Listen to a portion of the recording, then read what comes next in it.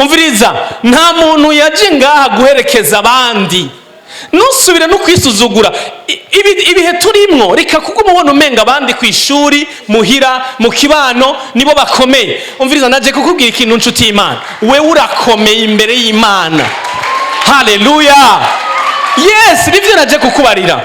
Wewe hari ikintu Imana yaguhaye, Imana yaremye ijuru n'isi.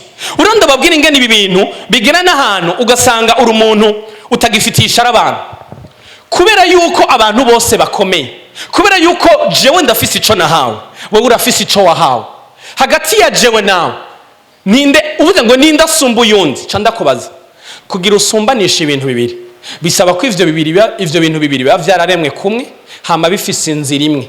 Muri ico gihe wabisumbanisha. Ndabaha akarorero, muce munyishura.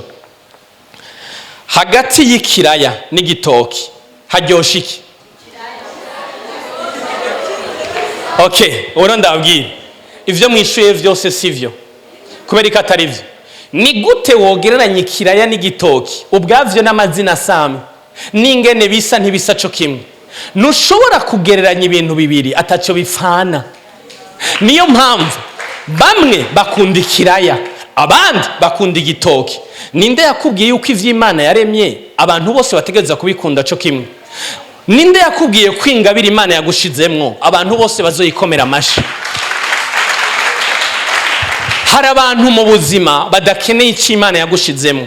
Kenshi bazogukritika, bazoguca intege, bazokuvuga nabi, bazovuga ngo ujye n'ikijuju, bazovuga ngo ujye naca azokwimarira. Urazi impamvu? Ikimbabaje ni kubera yuko utazi message ndiko ndakwigisha, uzoca uvyemera hama wisuzugure.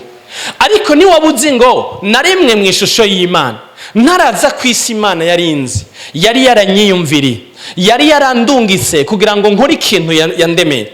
Ni wahura n'abantu ukabura ikiraya bakakubwira ngo kuri ivyo biraya ngaha, uzovuga uti Imana ibaho umugisha, ninashika imbere hari abantu bazoshima Imana ko ikiraya caremwe.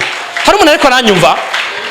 Ibi ndiko ndababwira nibwo buzima, ibi ndiko ndababwira niko kuri kw'ijambo ry'Imana. Umuntu wese arisa, umuntu wese afise ingabire muri we zikomeye Imana yamushizemwo. Ikintu ca mbere ukeneye ni ukumenya impamvu y'ukubaho kwawe.